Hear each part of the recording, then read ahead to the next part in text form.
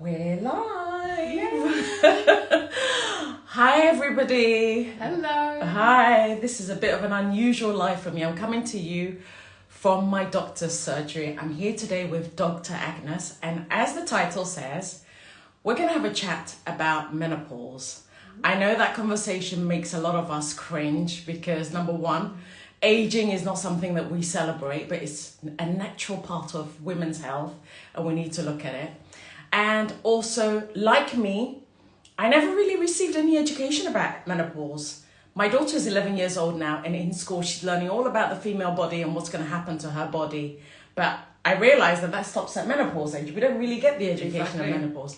And I remember last time you were telling me that even in medical school, there's only a small section of their education dedicated to menopause. So it's a conversation that has to be had because today in the world, 1.1 billion women suffer from menopause. 87% of those complain about symptoms or experience symptoms, and only 11.1% seek treatment. And that includes me. So, most of us, we bury our head in the sand, not wanting to know about it, like it'll go away, but it won't go away. I've been waiting for typical symptoms that my girlfriends have. So they talk about night sweats or mood swings or other things that I wasn't having. So I didn't recognize that I could be in menopause. But I went down the list with my doctor, and there's like 70 or more possible symptoms, and it's different for everybody.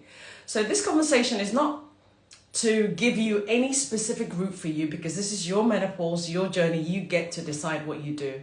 However, it's intended to be an unbiased sharing of resource with all the possible solutions from expert advisory, using me as a case study and what I'm doing at this time, and you make it your own. So without further ado, Dr. Agnes, why don't you introduce yourself to everyone?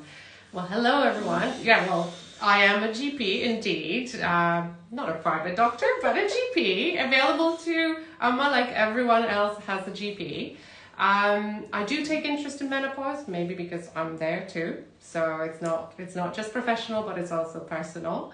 And I've had many years of experience already as a GP, and from the beginning I was quite interested in talking to women about menopause with various symptoms presenting to me. I always think of menopause in the back of my head.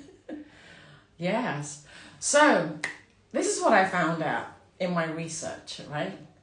As women, Mother Nature intended for us to go through a birth, go through reproduction, and then die. But luckily, we're living longer, right? Medical advancements means that we're living a hell amount longer. Yeah. So human beings, apart from whales and giraffes, are the only ones who live beyond menopause and go through menopause. Every other mammal with our size of heartbeats and everything die during menopause or through menopause. So what is menopause? Let's start there. What is menopause? If you can explain it like you would explain it to my 10-year-old daughter so that we can understand it. I think I would just put it as a change from when we have babies to when we no longer have babies, literally in that process in between. But that doesn't mean we stop existing. That doesn't mean we are less of us. We are just going biologically from baby producers to no longer being able to do so. And at what age I know it varies from woman to woman, but just typically, what is the range of age that we can expect to have some kind of menopause symptoms? So we could start symptoms anywhere from late 40s, but yes, of course, there could be any earlier, but usually starting late 40s to early 50s, so sort of 48 to 53 is the most common.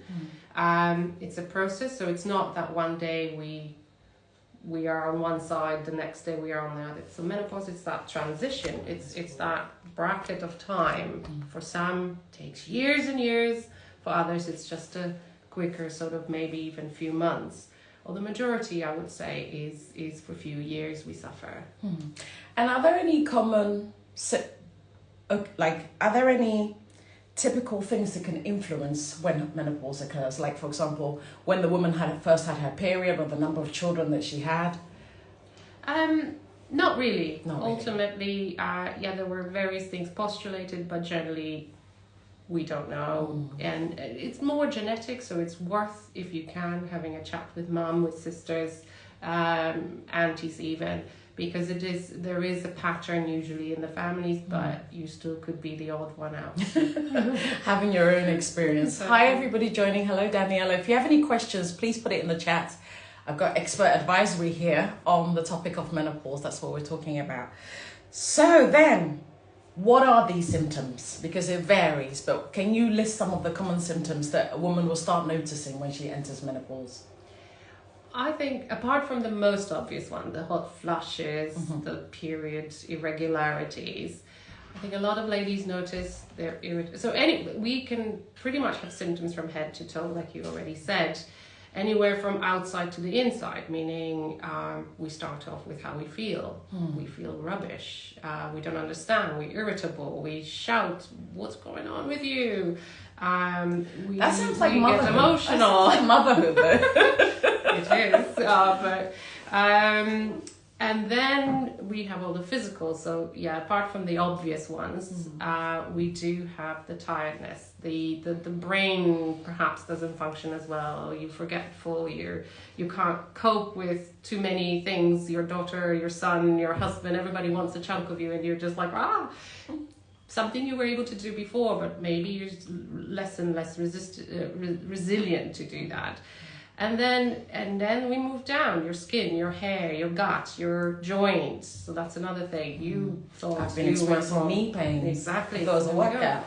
Exactly. So it's that whole, because if you imagine, estrogen is in every aspect of our metabolic sort of rate. We do everything using estrogen. So now suddenly, as the body produces less and less of it, everything starts to show symptoms. Okay. So then you enter the conversation into estrogen. What happens when a woman loses estrogen? Well, we start developing symptoms. And ultimately, as we produce less and less and less, that will then affect what I said from the beginning, our ability to have babies. Without estrogen, we cannot have babies. Yeah. Okay. So that's how the body shuts down that whole reproduction. So then that leads nicely into the conversation about what do we do to replace estrogen? Let's look at the HRT route first. Yeah, so there is no magic diet. There is no magic other supplements.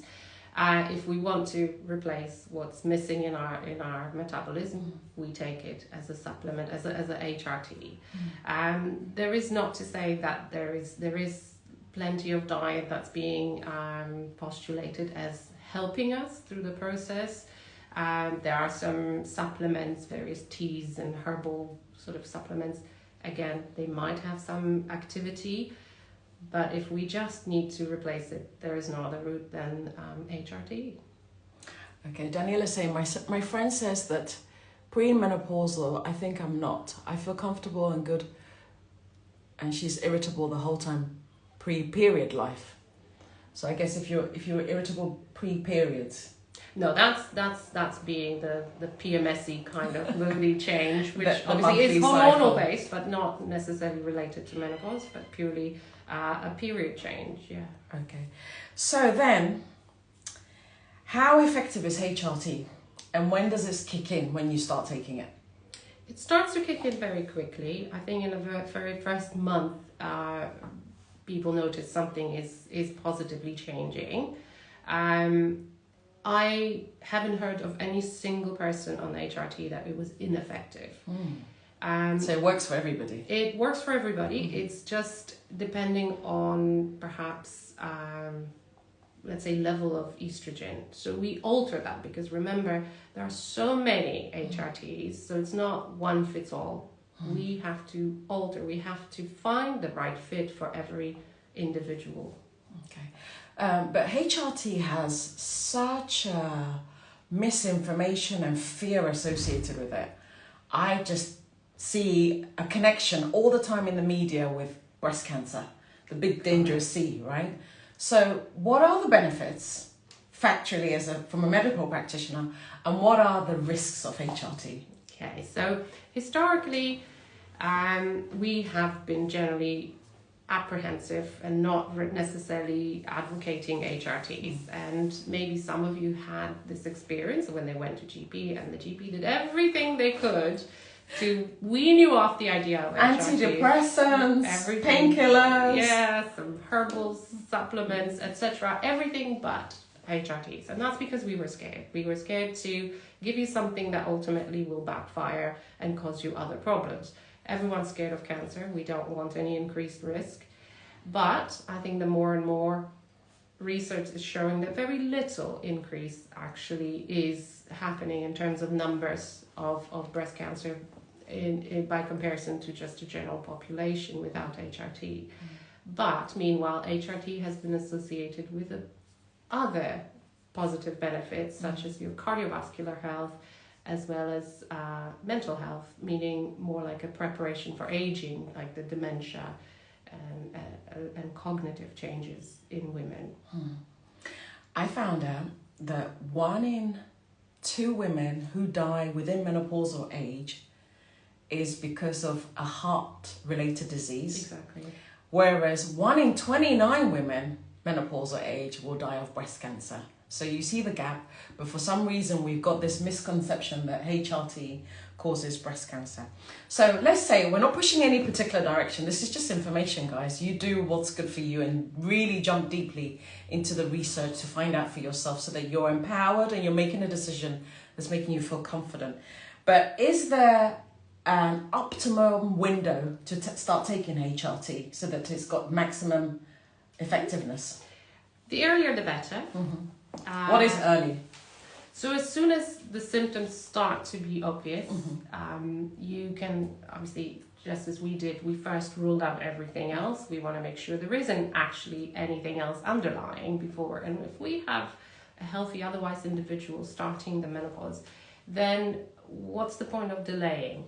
Especially that we don't want you to start taking HRT later in life because then the risks are much, much more. So as soon as things start to add up into a possible picture of troubling menopause, I think that's the time to start. Dr. Agnes just mentioned about ruling everything out. I did a long list of blood tests. Correct. Right, what was it? What was I tested for? So you were tested because you presented with joint pains. Yes. We made sure that it actually isn't any underlying arthritis, particularly rheumatoid arthritis, that would cause you this because there were few joints that were involved. So we were ruling all the possible other causes of presentation before we assumed, it's most likely due to menopause. Yeah, and it all came back positive. So then let's talk about bone density and what happens to our bones during the drop in estrogen. Okay, so obviously as we get older, I'm sure you've all experienced or heard stories of ladies falling and breaking their hips, breaking their wrists, and that's because our bones become brittle. We need estrogen to keep the metabolism of the bones. So as we lose it, our bones become brittle. And that's another reason why the start of HRT, the sooner the better, is because of the bone protection.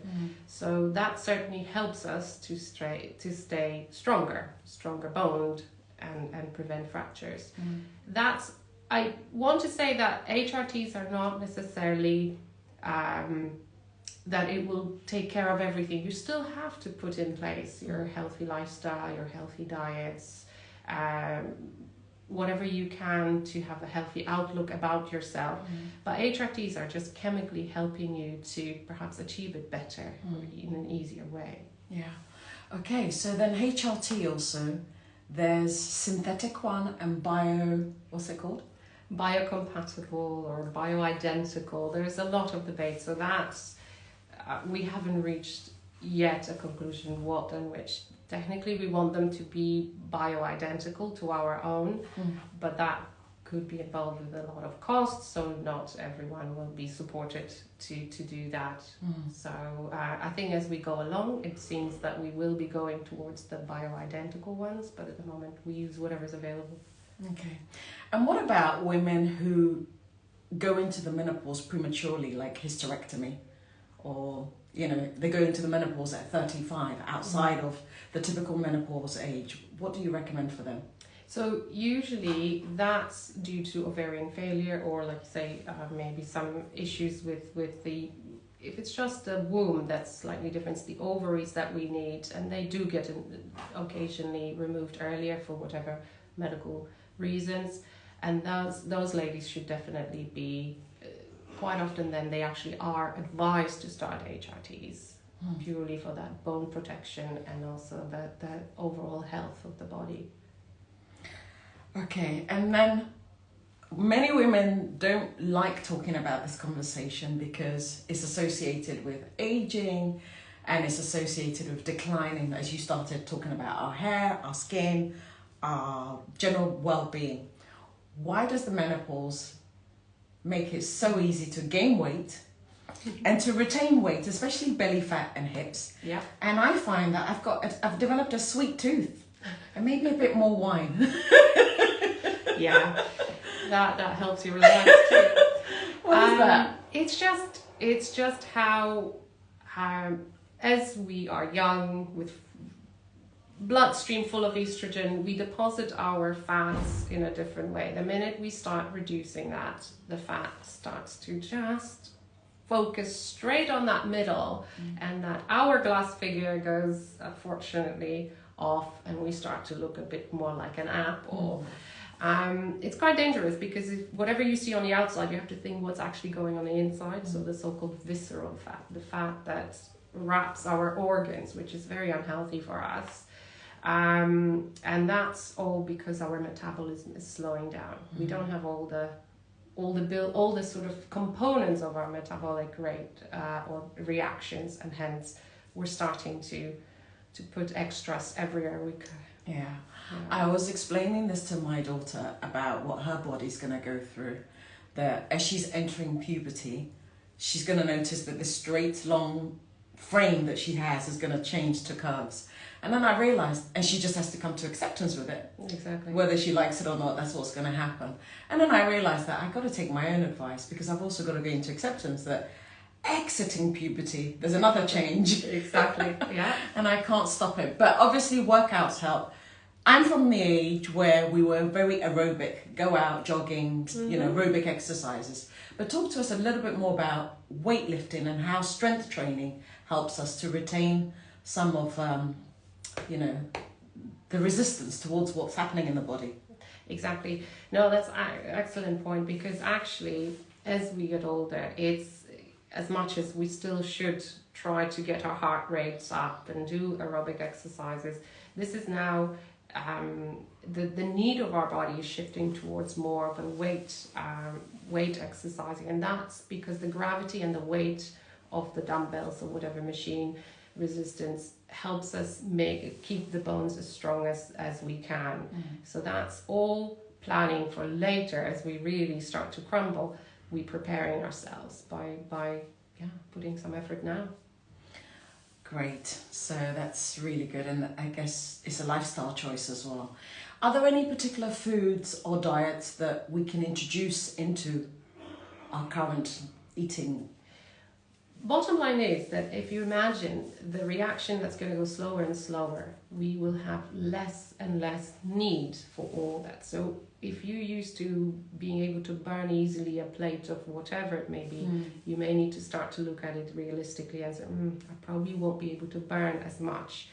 And that's just a normal thing. It doesn't necessarily mean for us women in general, aging requires of us to eat a little bit less. We should be focusing on more the fruit and the veg as the majority, and reducing the sugars, alcohol. I mean, we all know it. But life would be very. I guess we have to balance at the end of the day. We can't entirely take everything away, but just being a little bit more. I know I'm a biscuit fanatic. I love my biscuits, but I am trying to replace one biscuit a day with an apple at least, so that I am looking into healthier ways of satisfying that craving of whatever in my mouth.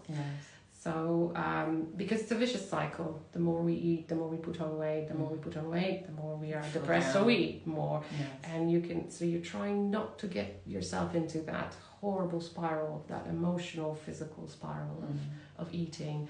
We do need to, unfortunately, stop doing the comfort eating and be very mindful that that's not really good for us, because not only chemically but also just mentally, and as we see that tire around us getting larger and larger.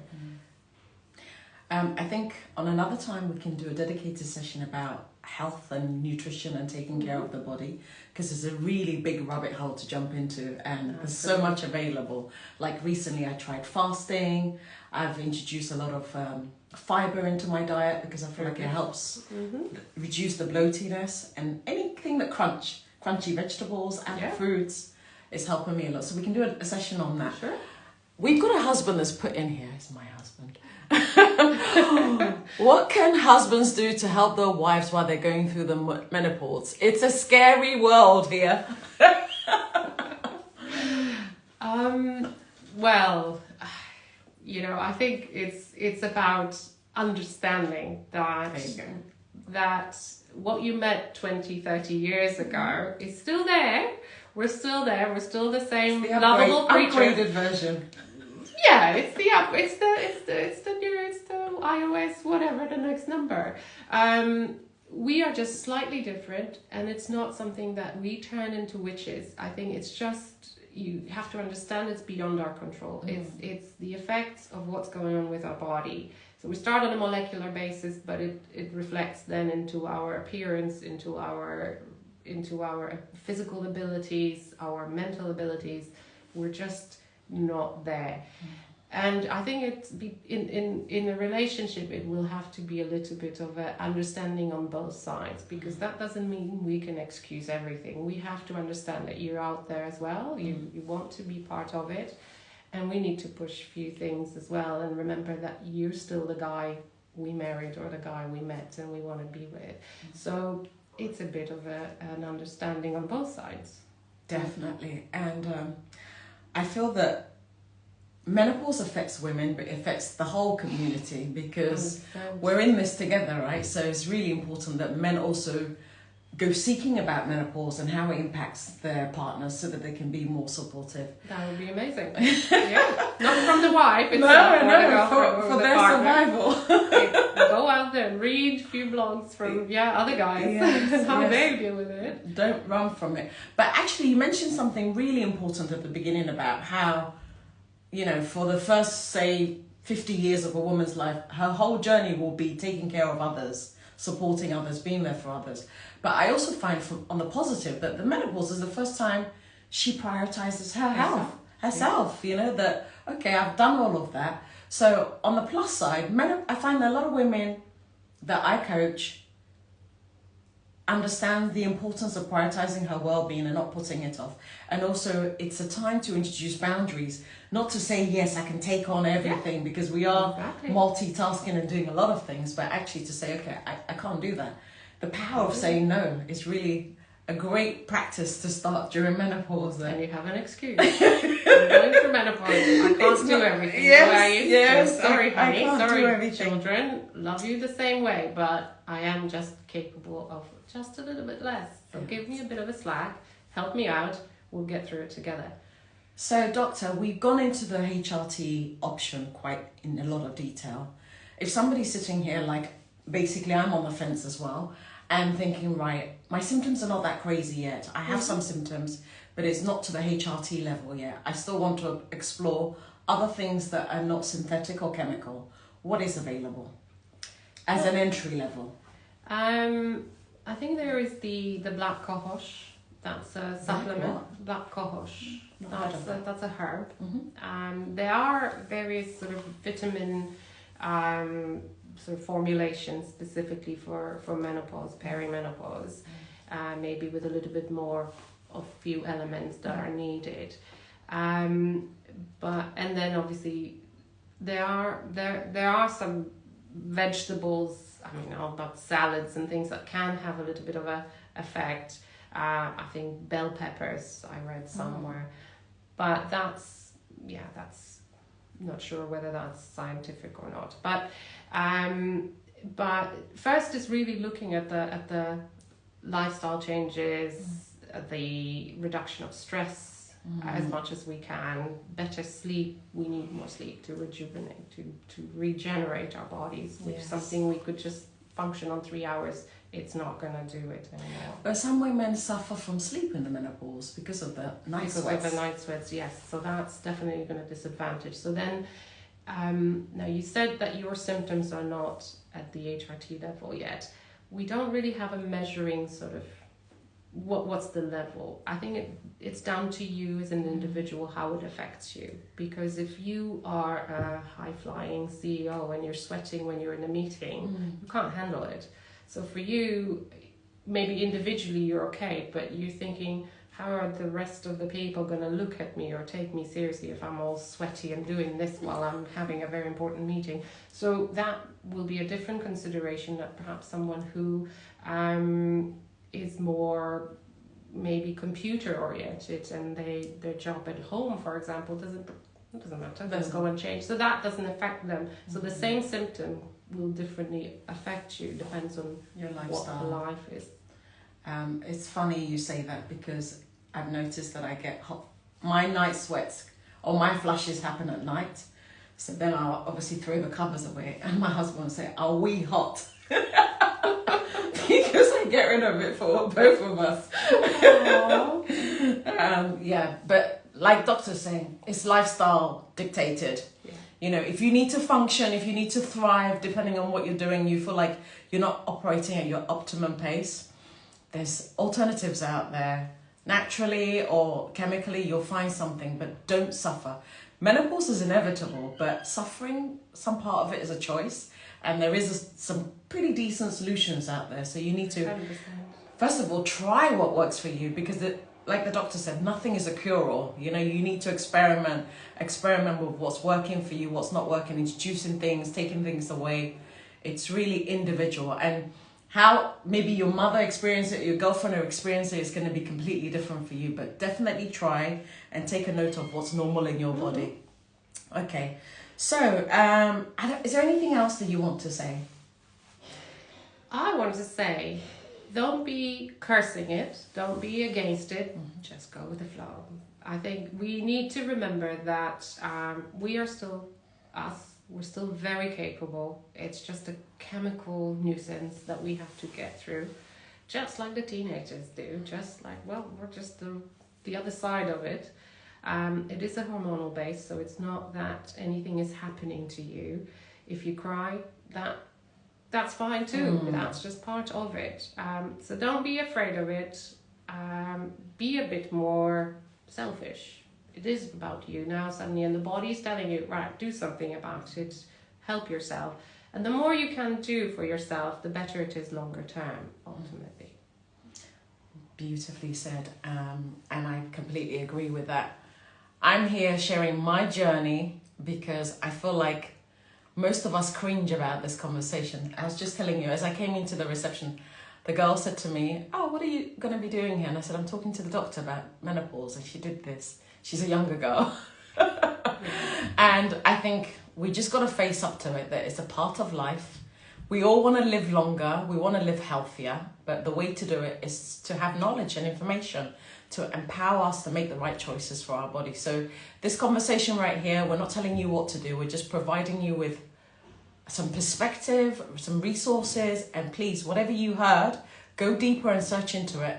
Take it to your own GP. I'm here with my GP. Take it to your own GP and ask questions. Get curious. Do your own personal research. Get into the latest journals about it. There's still quite a bit of information out there, actually. Lots and lots. There is a lot of information. I think there's a British Menopause Society, I want to say, so they produced a lot of very good papers, information. There's lots and lots of information out there, and I think more is coming. There's so much around menopause. I think it's properly recognized now that we need support, we need understanding, we need to get through this. It's not like diabetes that we have to inject for the rest of our life, or hypertension when we need tablets. This is only a stage, and we just need to get through station A to station B in the best way possible. I would just say that sometimes maybe ask the question when you go in with symptoms to your GP. Say, could it be menopause? And see what the reaction is. Perhaps they will stop and think, maybe.